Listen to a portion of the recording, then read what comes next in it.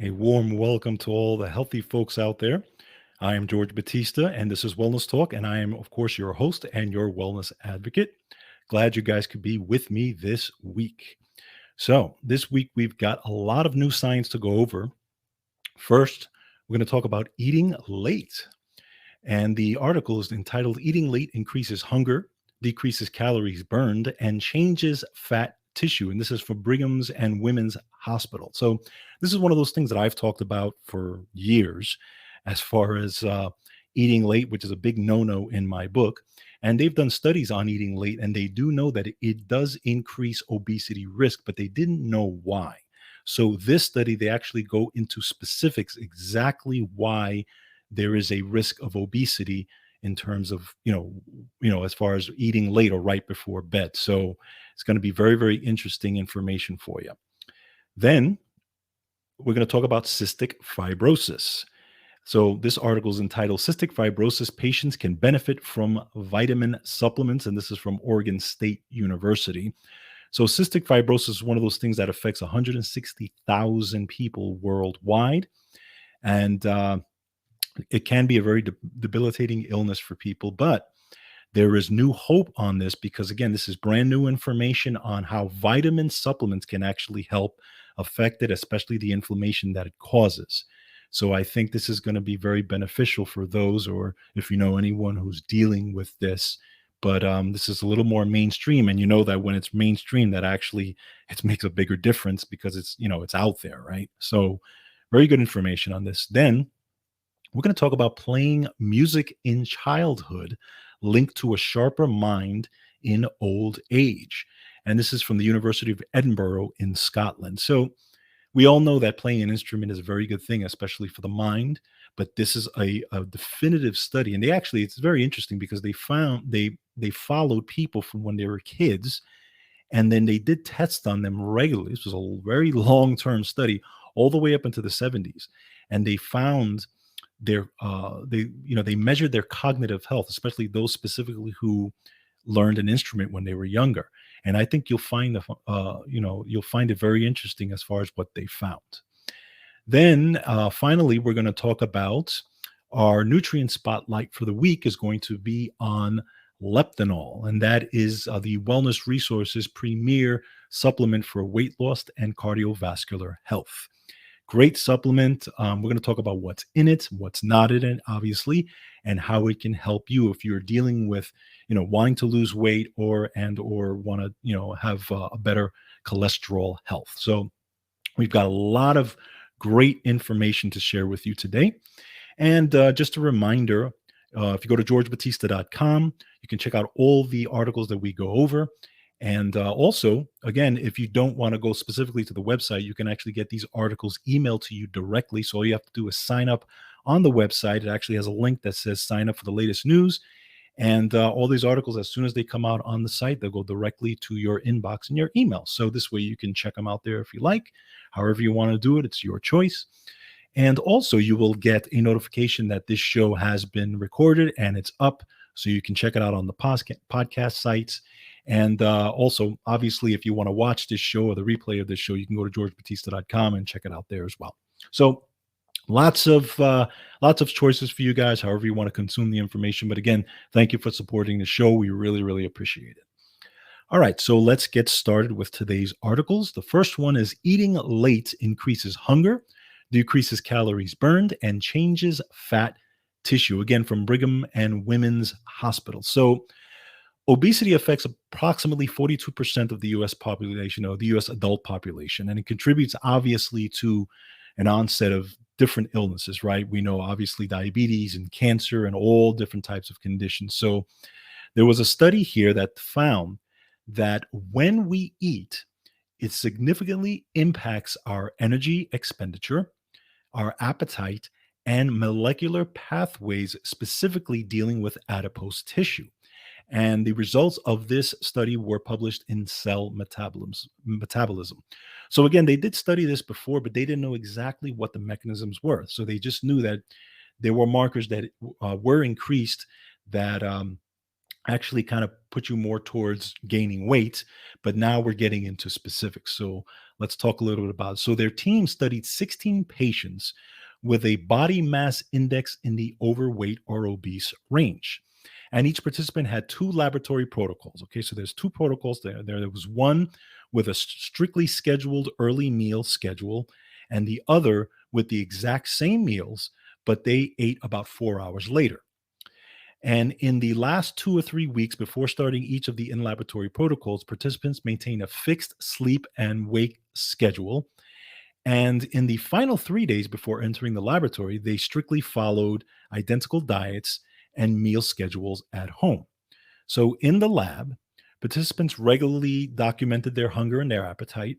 They provided frequent blood samples throughout the day, and their body temperature and their energy expenditure was measured. Okay.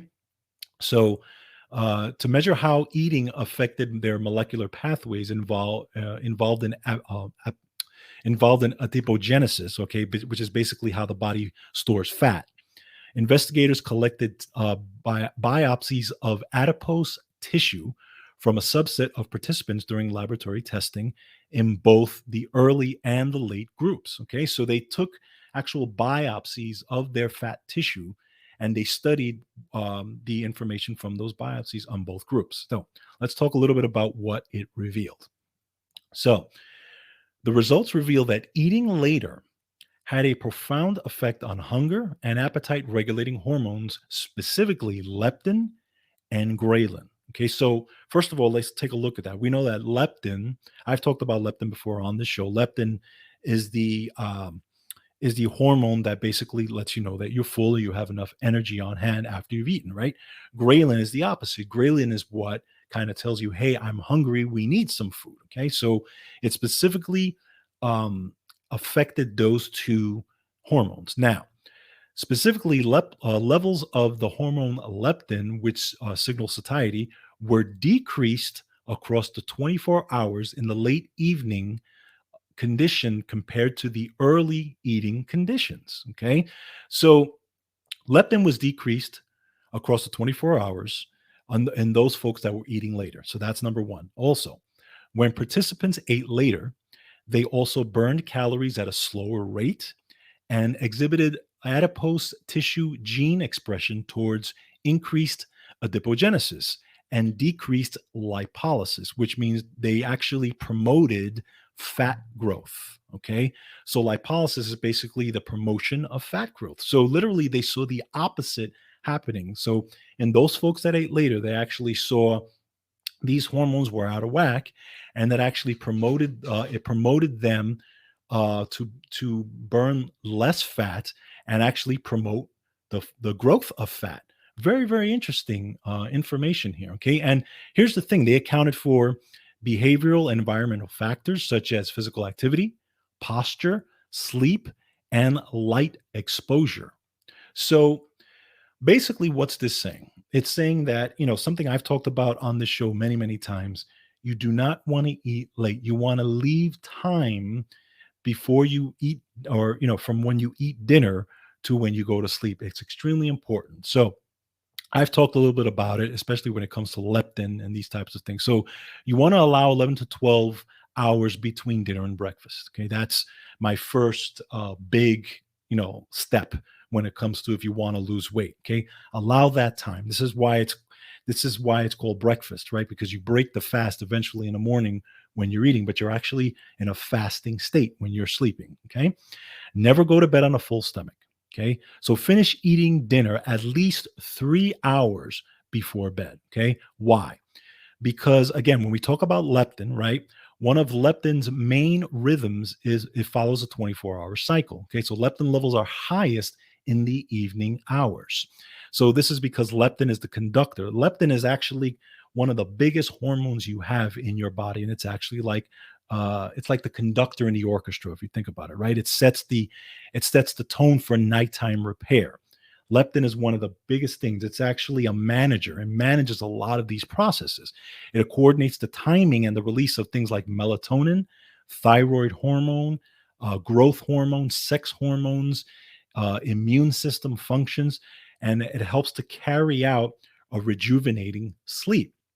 Okay. And it does this while also burning fat at the maximum rate compared to any other time of the day. This is why you want leptin working properly. Okay. So, one of the things is that if you are constantly eating late, you are not allowing leptin to do its job. And this this study actually shows it. There was a decrease in leptin, there was an increase in lipolysis, and there was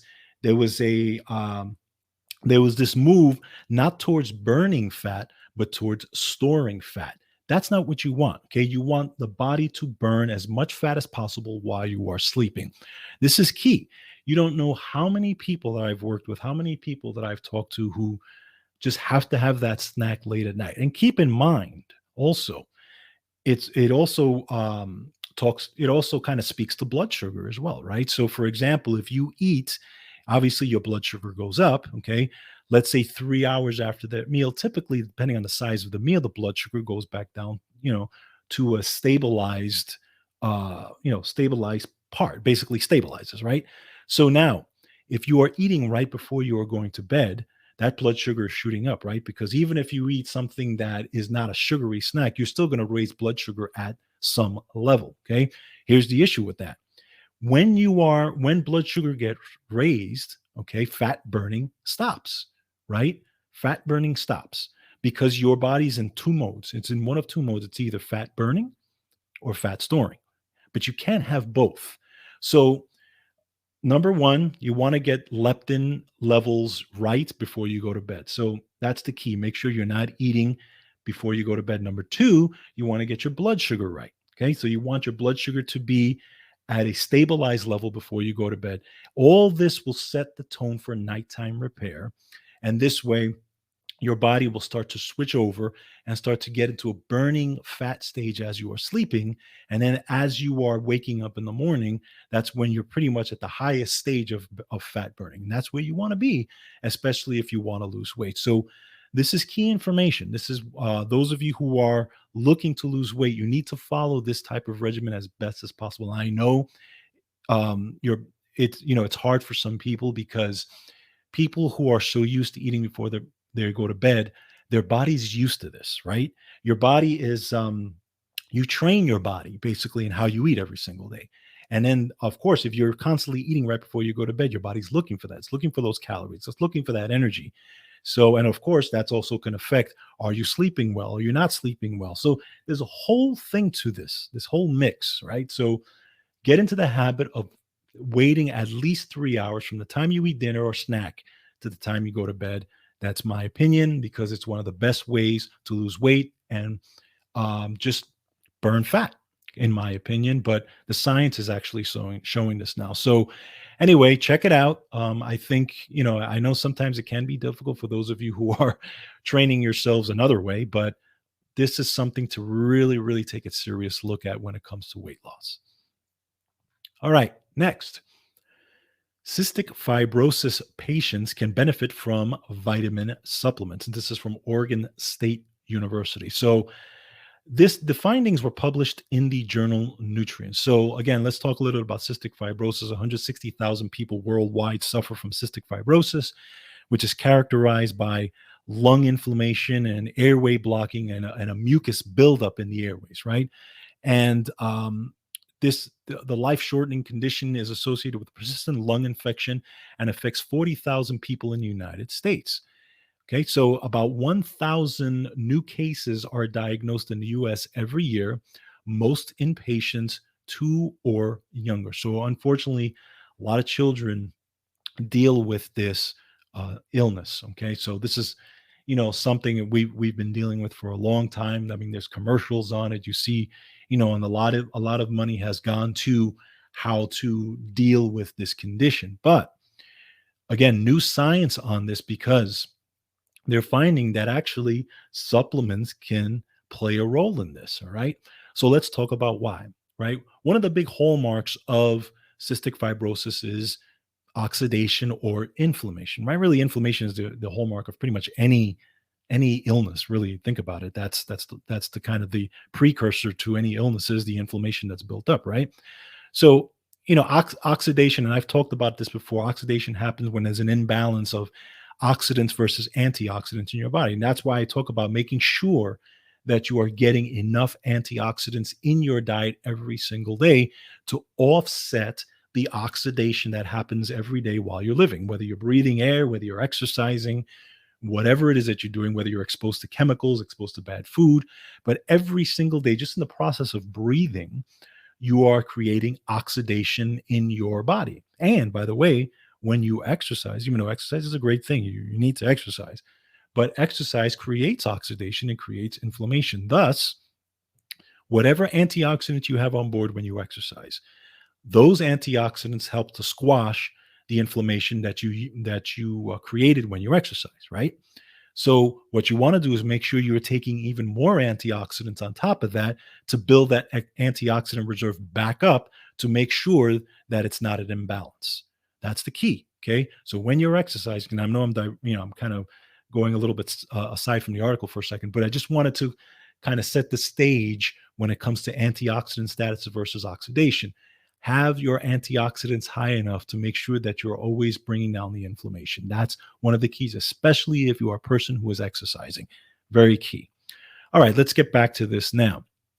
So, cystic fibrosis is also characterized by problems with fat absorption, which limits uptake of vitamin E, a fat-soluble antioxidant. So they have found that when they've given cystic fibrosis patients vitamin E, that they have had problems actually absorbing the vitamin E because of all the oxidative stress that it creates. Okay, so this is very interesting, right? So let's talk about the study. In the study, the researchers looked at whether vitamin C supplements could help patients better use their absorbed vitamin E, use their absorbed vitamin E. Okay, so vitamin C, what it does is recycles vitamin E in your body. That's why those two need to be taken together, right? In a multivitamin or whatever the case may be.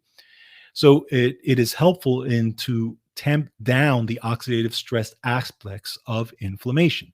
So after 3.5 weeks of daily 1,000 milligram doses of vitamin C, the patients in this study trended towards lower blood concentrations of a key oxidative stress biomarker. And this biomarker is called malondialdehyde, malondialdehyde or MDA. Okay, now malondialdehyde is one of the final products in polyunsaturated fatty acids peroxidation in the cells. Okay, and so what they found was that the lower concentrations of this aldehyde or MDA tended to actually slow down the vitamin E elimination from the bloodstream. So what happened is that they found that when they supplemented the vitamin C with the vitamin D, it actually lowered this biomarker, which is MDA, of inflammation, therefore allowing vitamin E to remain longer in the body and therefore actually help to squash any inflammation that was going on.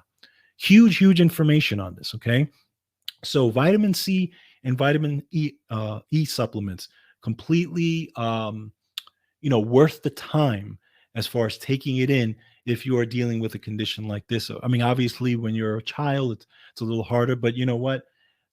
You can, children could benefit from vitamin intake as well, right?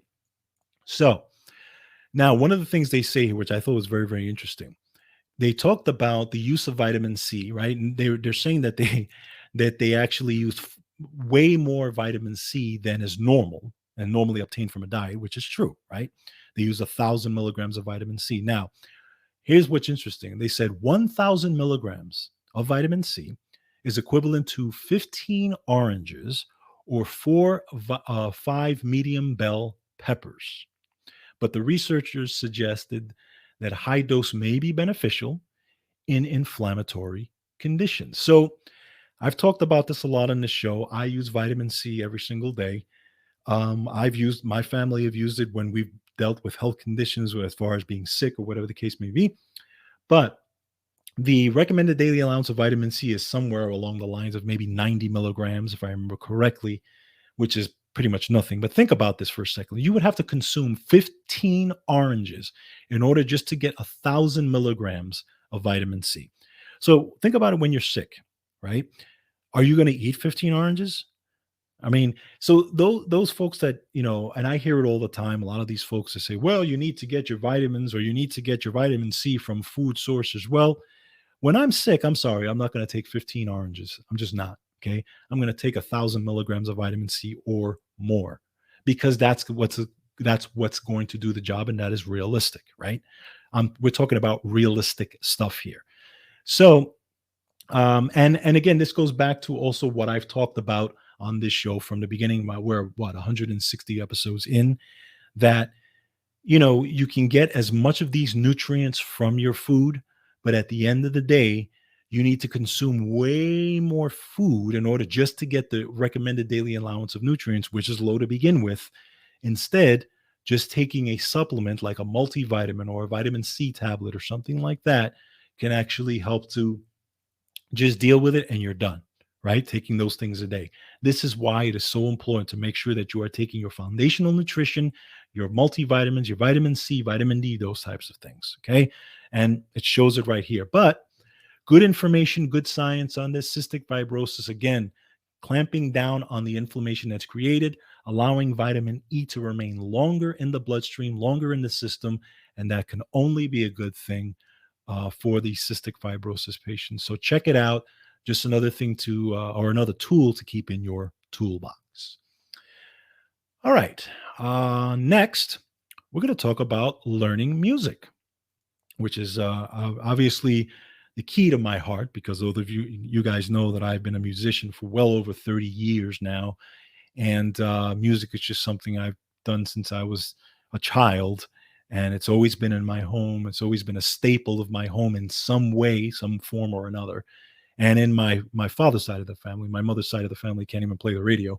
But my father's side of the family, many of them play instruments, and many of them have played instruments in the past.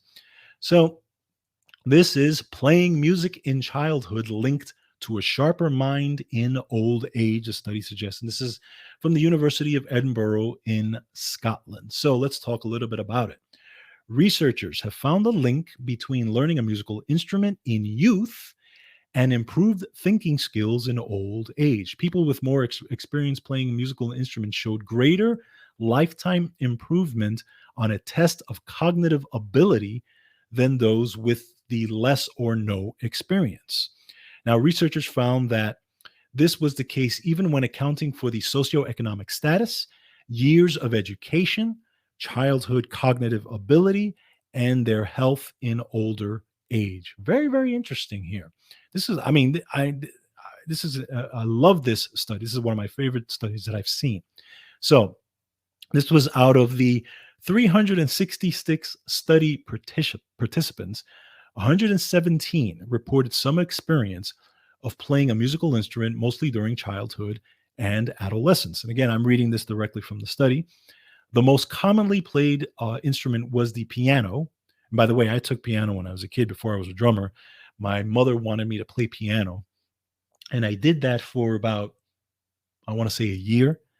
And I mean, we're talking about maybe I was 6 or 7 years old, and I got tired of it. And I was doing good too. I was playing with two hands and everything. I was actually learning how to read and all this, but I got tired of it.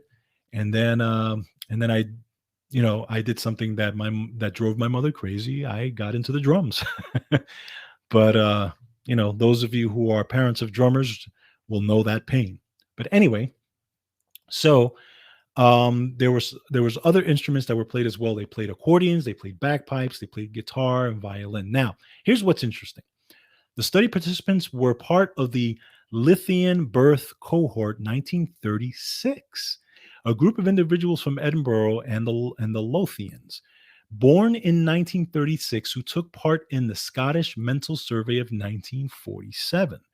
The individuals were tested on a number of physical and mental functions as they grew older, including retaking the standardized cognitive tests and the ones that they took when they were 11 years old, which included questions requiring verbal reasoning, spatial awareness, and numerical analysis. Okay, so literally they're studying people from the 30s all the way up to in their 70s.